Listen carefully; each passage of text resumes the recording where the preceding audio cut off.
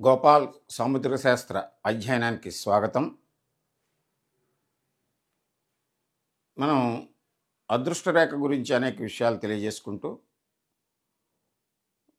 దాన్ని పూర్తిగా అధ్యయనం చేసే భాగంలో మరికొన్ని విషయాలు ఇప్పుడు తెలుసుకుందాం. గత ఎపిసోడ్లో అదృష్ట రేఖ దృఢంగా ఎంత స్పష్టంగా ప్రారంభమైన అరచేతి మధ్య భాగములో అంటే శిరోరేఖకు హృదయరేఖకు మధ్యలో బ్లంట్గా ఒక బ్రేక్ వేసినట్లు ఇక్కడ ఆగకూడదు, లేకపోయినా పర్వాలేదు. శిరోరేఖ హృదయరేఖల మధ్యన అదృష్ట రేఖ లేకపోయినా పర్వాలేదు.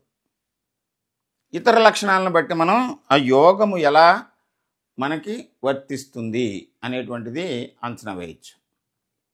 ఇక్కడ ప్రధానంగా మనం చూడవలసింది ఏమిటంటే, కొంతమంది చేతుల్లో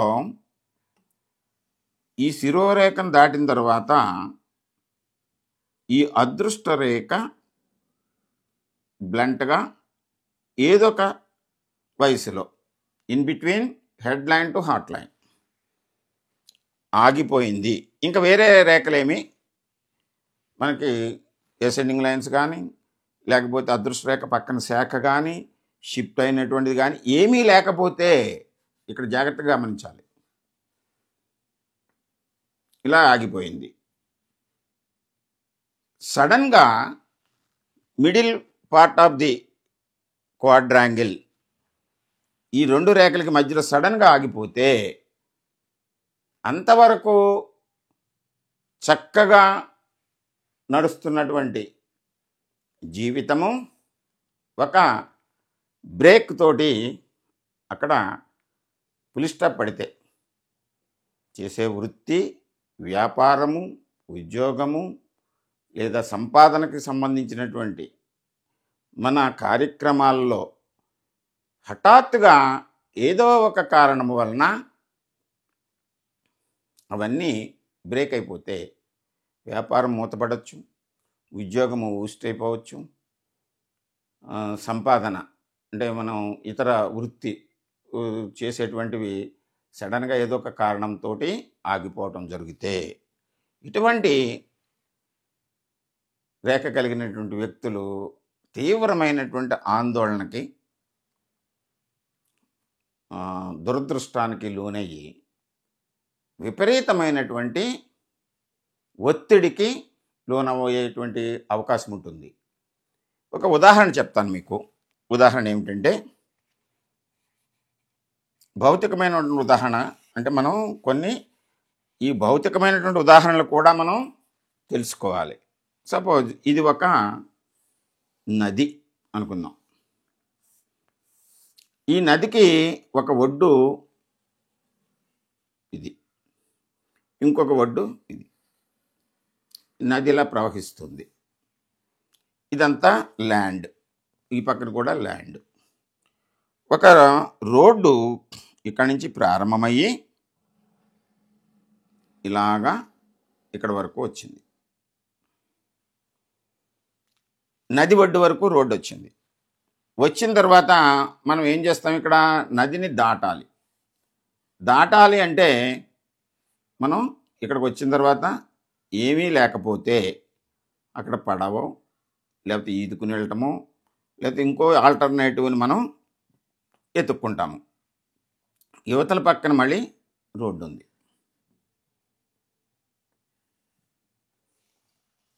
ఇటువంటి సందర్భంలో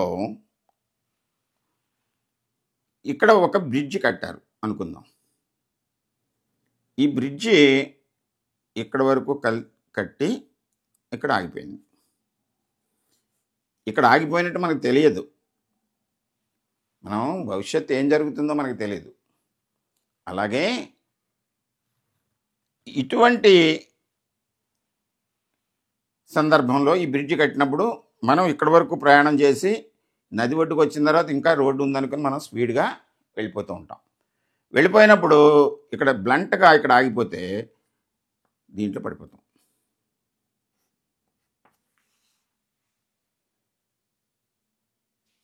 ఇదే మాదిరి అదృష్ట రేఖ ఈ 2 రేఖల్ని టచ్ చేయకపోతే, ఇక్కడ ఈ బ్రిడ్జ్ లేకపోయినా పర్వాలేదు. ఈ బ్రిడ్జ్ ఇక్కడ వరకు సగం వరకు ఉండేటువంటి బ్రిడ్జ్ ఉండకూడదు. ఈ బ్రిడ్జ్ లేదండి ఇక్కడ. మనం ఇక్కడ వరకు వచ్చాం. వచ్చిన తర్వాత ఆల్టర్నేటివ్ చూసుకుంటాం మనం. ఏదోలా వెళ్తాం. అలా కాకుండా ఈ బ్రిడ్జ్ ఇక్కడ సడన్ ఈ చివరి వరకు ఉందనుకోండి, మన ప్రయాణం సజావుగా వెళ్ళిపోతుంది. అలా కాకుండా ఇక్కడ బ్రేక్ అవ్వటం వలన హఠాత్తుగా అయోమయంలోకి పడిపోతాం. దాంట్లో పడిపోతాం. ఇతర రేఖలు గనక సపోర్ట్ చేస్తే తెలివి, బుద్ధి, మనస్సు ఇవన్నీ దృఢంగా ఉంటే, అటువంటి సందర్భంలో ఉంటే మనం ఆలోచించుకుని పడిపోయిన తర్వాత ఆ అయోమయంలోంచి బయటకు వచ్చి శక్తి ఉన్నటువంటి వాళ్ళు ఈదుకుంటూ వెళ్తారు. తెలివి ఉన్నటువంటి వాళ్ళు ఏదో ఒక ఆసరా పట్టుకుంటారు. ఈ రిలేషన్ బాగున్నటువంటి వాళ్ళు ఎవరినో అర్థిస్తారు, వాళ్ళు పట్టుకులాగుతారు. ఇవి కూడా బలహీనపడ్డాయనుకోండి, అప్పుడు ఏమవుతుందనమాట, ఇటువంటి సందర్భంలో మనం మానసికమైనటువంటి ఈ దౌర్బల్యం ఏదైనా ఉంటే హఠాత్తుగా ఆ వ్యక్తులు జీవితం మీద విరక్తి వచ్చి ఇటువంటి సందర్భంలో అది వ్యతిరేక భావాల్ని మనసులో రేకెత్తించి డిప్రెషన్కి లోనయ్యి, దాన్ని ఒక రకంగా చెప్పాలంటే ఆత్మహత్య ప్రేరణ కలుగుతుందన్నమాట అటువంటి సందర్భంలో. అంటే ఇటువంటి గుర్తుని మనం గమనించినప్పుడు చాలా జాగ్రత్తగా పరిశీలించి, ఇంకా ఏదైనా సూక్ష్మమైనటువంటి రేఖలు ఇక్కడికి లింక్ ఉంటే ఇంకో ఆల్టర్నేటివ్ పట్టుకుని ఈదుకుంటూ, లేకపోతే ఇంకో దారం పట్టుకుని పైకి వెళ్తారనమాట. ఆధారం ఏమన్నా ఉందా అని 2 చేతుల్లోనూ ఇలా ఉంటే, ఆడవాళ్ళైనా మగవాళ్ళైనా కుడి చేతిలోనూ ఎడమ చేతిలో కూడా ఇంత బ్లంట్ బ్రేక్ ఉంటే దాన్ని జాగ్రత్తగా గమనించి, అప్పుడు జీవితరేఖ, శిరోరేఖ, హృదయరేఖను కూడా గమనించి వాళ్ళ యొక్క తత్వము ఎలా ఉందో, శారీరక మానసిక తత్వము అంటే ఈ దృఢత్వము, వంగేటువంటి స్వభావము, విల్ పవరు, లాజిక్ ఎలా ఉన్నాయో ఇవన్నిటినీ గమనించి అప్పుడు మనం సలహా ఇవ్వవలసి ఉంటుంది.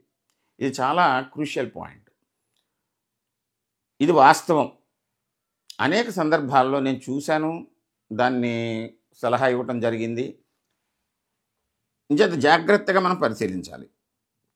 కొంతమంది చేతిలో ఇటువంటి సందర్భంలో ఇక్కడ బ్రేక్ అయ్యి తర్వాత ఏ రకమైనటువంటి పక్కన రేఖ కానీ షిఫ్ట్ అంటాం, అది పర్వాలేదు. మళ్ళీని ఇక్కడ బ్లంట్గా ఆగకూడదు. లేకపోయినా పర్వాలేదు. సాముద్రిక శాస్త్రాన్ని పరిశీలించేవాళ్ళు, ఎవరికి వాళ్ళు చేతులు చూసుకునే వాళ్ళు ఇటువంటి విషయంలో జాగ్రత్తగా గమనించుకోవాలి. కొంతమంది చేతుల్లో ఈ అదృష్ట రేఖ స్పష్టంగానే ఉంది, ఇది సజావుగా నడుస్తుంది. దీని నుంచి ఊర్ధ్వరేఖలు అక్కడక్కడ, ఇది ఈ రేఖ నుంచి పైకి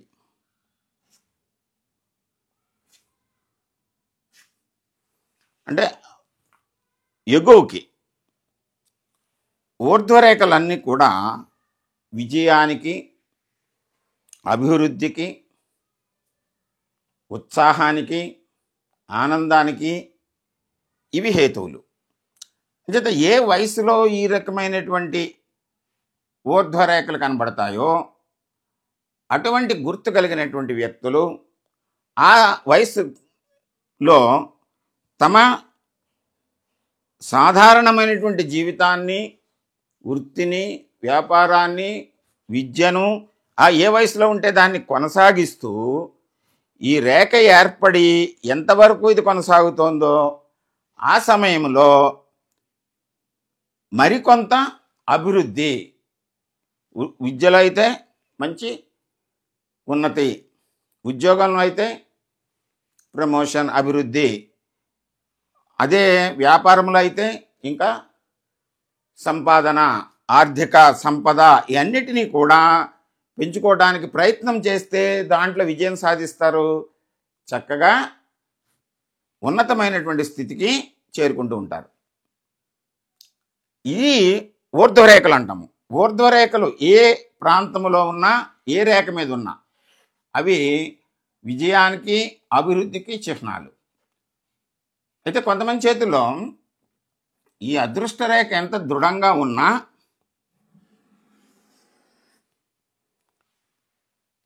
కొన్ని చోట్ల అధోరేఖలు ఉంటాయి కిందకి. ఈ రేఖ ఎలా వెళ్తుంది అనేటువంటిది గమనించాలి. ఏదో ఒక ప్రాంతంలో, ఏదో ఒక వయసులో కిందకి దిగుకుంటాయి. నేను పదే పదే చెప్తున్నానని మీరు అనుకోవద్దు. ఇలాగ ఒకే చోట ఇన్ని రేఖలు చూపితే ప్రతి వ్యక్తిలో నిన్నుంటాయని అనుకోకండి. ఏదో ఒక వయసులో ఒకటి ఉండొచ్చు, రెండు ఉండొచ్చు, లేకపోవచ్చు. అయితే ఉదాహరణ కోసం చెప్తున్నప్పుడు అన్ని వయసుల్లోనూ ఒకదాని మీద చూపెడుతున్నాను నేను. ఇక్కడ బాల్యం అంటే ఈ ఈ సుమారు 20-22 అలా ఉంటుంది. అంటే ఆ సమయంలో విద్య, వృత్తి, ఉద్యోగాన్ని మనం నేర్చుకోవటం. ఆ నేర్చుకునే క్రమంలో కూడా దిగువ రేఖ ఉంటే అధోరేఖ. ఈ అధోరేఖ ఏమిటంటే ఊర్ధ్వరేఖకి ఆపోజిట్. ఊర్ధ్వరేఖ అయితే విజయం అని చెప్పాము, ఇది అపజయము, అనారోగ్యము, లేదా ఏదో రకమైనటువంటి నిరుత్సాహము, ఆటంకము, ఇలా కిందకి లాగుతూ ఉంటుంది అన్నమాట. అంటే మనం పరిగెడుతూ ఉంటే ఎవరైనా వెనకాల పట్టుకుని మన చొక్కా పట్టుకుని వెనక లాగుతున్నారు అనుకోండి. అలాగా అంటే మనం ముందుకి వెళ్లకుండా శక్తి సామర్థ్యాలేమో క్షీణించిపోతూ ఉంటాయి, మన ప్రయాణం ఏమో ముందుకు నడవదు. చేత జీవన ప్రయాణంలో ఈ అధోరేఖలు మన యొక్క అభివృద్ధిని ఆటంకపరుస్తాయి, నిరుత్సాహాన్ని కలిగిస్తూ ఉంటాయి. ఇటువంటి సందర్భంలో మిగిలినటువంటి ప్రధాన రేఖలను కూడా మనం పరిగణలోకి తీసుకోవాలి. వాటిని కూడా చూసి ఫలితం చెప్పాలి.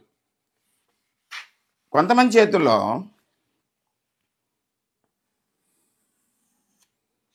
ఈ అదృష్టరేఖ స్పష్టంగా ఉండి ఇక్కడ ఎక్కడో చోట ఒక అధోరేఖ ఉంది ఏదో ఒక వయసులో.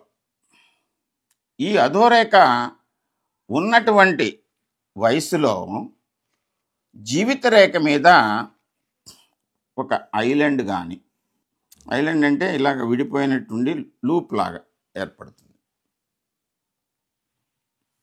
ఇక్కడ అంటే 35 లోపు, 30-35 మధ్యలో. ఇక్కడ అనేసరికి మనకి 60-70 ఆ వయసుకు వస్తుంది. జీవిత రేఖ మీద కూడా ఇలాగ 30-35 మధ్యలో, ఇక్కడ వచ్చేసరికి 60-70. ఈ చివరి వరకు అంటే 100 సంవత్సరాలు చెప్తాం కనుక, ఈ అదృష్ట రేఖ కూడా ఇక్కడి నుంచి ఇక్కడికి 100 సంవత్సరాలు చెప్తాం కనుక ఈ వయసులను అంచనా వేసుకుని ఏ వయసులో అయితే అదృష్ట రేఖ మీద దిగువ రేఖ ఉండి అదే వయసులో జీవిత రేఖ మీద కూడా ఐలాండ్ ఉంటే ఎంతకాలం ఉందో చూసుకోవాలి, గమనించాలి. అది వయసు ఏ వయసు నుంచి ఎప్పటి వరకు ఉంది, ఇక్కడ కూడా ఏ వయసులో ఏర్పడింది, ఎంత కాలం ఉన్నటువంటిది, దీన్ని కరస్పాండింగ్గా చూడాలి మనం. ఇక్కడ వయసు ఒకటే లెక్కేస్తాము.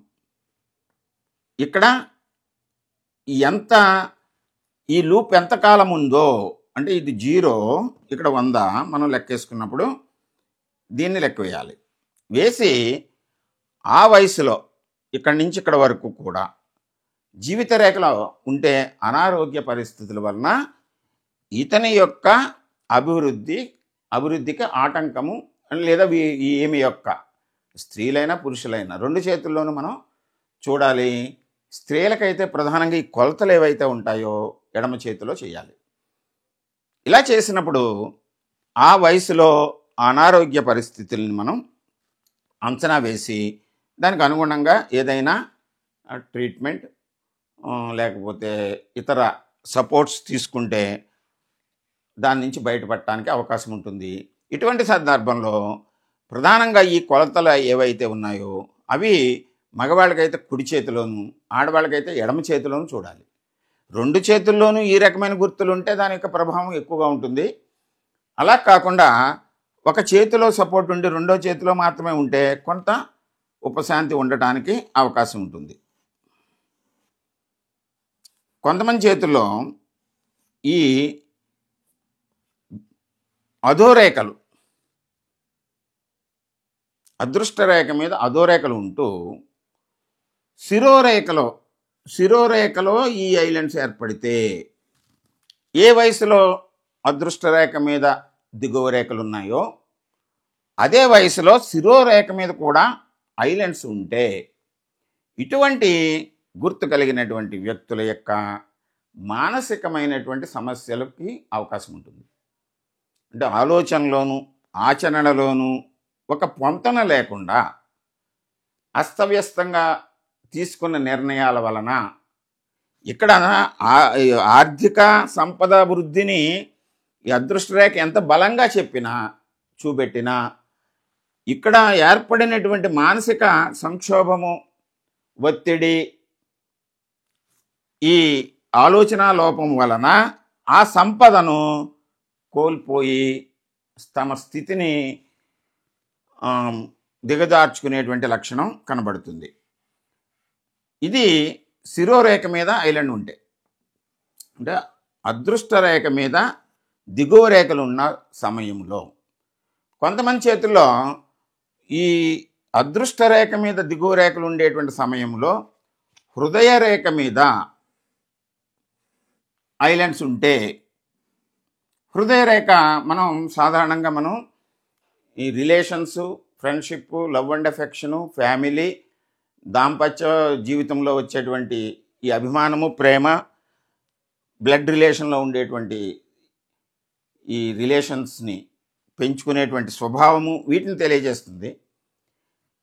అదృష్ట రేఖ ఎంత బలంగా ఉన్నా దాని మీద దిగువ రేఖలు వచ్చిన సమయంలో హృదయ రేఖ మీద ఐలాండ్స్ ఉంటే ఆ వయసున వీరికి రిలేషన్స్లో ఏదో రకమైనటువంటి అలజడి, ఇబ్బంది, రిలేషన్స్ కొంత దూరం అవటం, మనస్పర్ధలు, ఘర్షణ, చికాకు, ఇవన్నీ కూడా ఆర్థికపరమైన సంపదపరమైన నష్టానికి కూడా దారి తీసే విధంగా ఇవి సూచిస్తూ ఉంటుంది. కొంతమంది చేతుల్లో అదృష్ట రేఖ దృఢంగా స్ఫుటంగా ఉండి అదృష్ట రేఖ మీద ఊర్ధ్వరేఖలు, మనం గతంలో చెప్పుకున్నాం ఊర్ధ్వరేఖలు, అదృష్ట రేఖ మీద ఊర్ధ్వరేఖలు ఉన్నాయి. ఊర్ధ్వరేఖలు అంటే అభివృద్ధికి, ఒక విజయానికి, సంపదను సృష్టించడానికి, ఆనందంగా జీవించడానికి ఇవి ప్రేరణ అవుతూ ఉంటాయి. ఇటువంటి రేఖలు కలిగి కొంతమంది చేతుల్లో చంద్రస్థానము నుండి బయలుదేరినటువంటి ఒక రేఖ, అంటే శనిస్థానం వైపు లేకపోతే అదృష్ట రేఖ వైపు వెళ్తుంటే దీన్ని కూడా అదృష్ట రేఖ అంటాం మనం. ఈ ఊర్ధ్వరేఖలతోటి కలిసి మిళితమై పైకి వెళ్ళినా చంద్రుడు స్త్రీకారకుడు, కలత్రకారకుడు అంటాము. అంచేత చంద్రస్థానం నుంచి ఊర్ధ్వరేఖ వస్తే ఇటువంటి వ్యక్తులకి ఆ వయసున స్త్రీల వలన, స్త్రీ అంటే భార్య అవ్వచ్చు, తల్లి అవ్వచ్చు, సోదరిమణులు అవ్వచ్చు, లేదా ఇతర బాంధవ్యం కలిగిన స్త్రీల వలన ఆ ఉన్నతికి మరికొంత సపోర్ట్ తోడయ్యి ఆ జీవితంలో అభివృద్ధికి అవకాశం ఏర్పడుతుంది. కొంతమంది చేతుల్లో ఇదే ఊర్ధ్వరేఖకి జీవిత రేఖ నుంచి కూడా ఒక ఊర్ధ్వరేఖ వచ్చి దీంట్లో మిళితమై వెళ్తుంది అనుకోండి. ఇది ప్రధానమైనటువంటి అదృష్ట రేఖ. దీనికి ఊర్ధ్వరేఖ శాఖ, జీవిత రేఖలోంచి వచ్చేటువంటి ఊర్ధ్వరేఖ. జీవితము అంటే ఈ జీవితము ఇక్కడ దాంపత్యము, ఇక్కడ కుటుంబము, శుక్రస్థానము, కుజస్థానము, ఈ మధ్యలో బంధుస్థానము, దీన్ని పరివేష్టిస్తూ ఉంటుంది జీవితం. మన జీవితం అంటేనే బాల్యము కుటుంబంతో, యవ్వనము దగ్గర నుండి వృద్ధాప్యము చివరి వరకు దాంపత్యంతో, ఆ కుటుంబము దాంపత్యం వలన ఏర్పడిన బంధుత్వంతో ముడిపడి ఉంటుంది.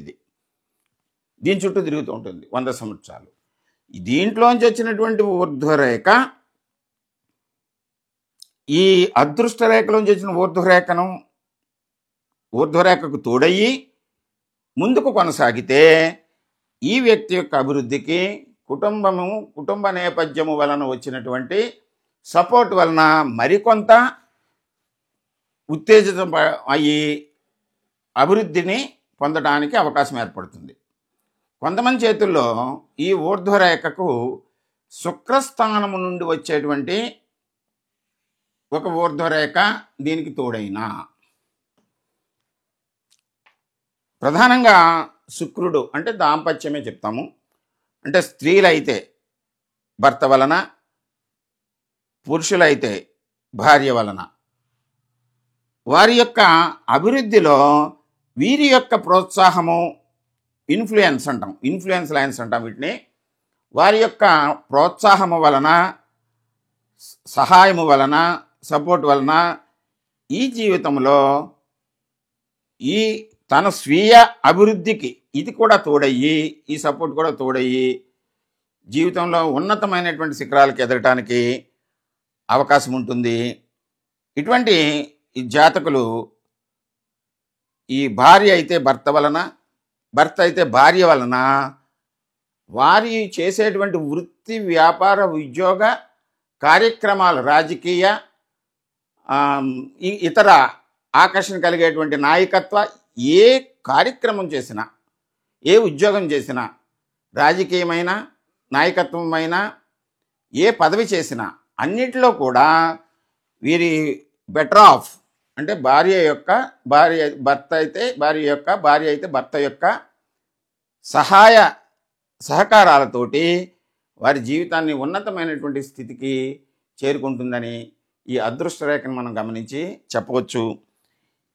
ఈ విధంగా అదృష్ట రేఖను మనం గమనించినప్పుడు మిగిలినటువంటి స్థానాల నుంచి వచ్చే రేఖల్ని, ఆ రేఖల్లోంచి వచ్చేటువంటి మిగిలిన రేఖల్లో ఏర్పడినటువంటి హెచ్చు తగ్గుల్ని కూడా మనం సమన్వయం చేసుకుని, ప్రధానంగా ఏ రేఖ గురించి మనం మాట్లాడినా, ఏ గ్రహస్థానం గురించి మాట్లాడినా ఓవరాల్గా మొత్తం చేతినంతటిని కూడా, అరచేతిలో ఉండేటువంటి గుర్తులు, రేఖలన్నింటినీ కూడా పరిగణలోకి తీసుకున్నప్పుడు అవి ఖచ్చితమైన ఫలితాన్ని మనం తెలియజేయగలుగుతాము.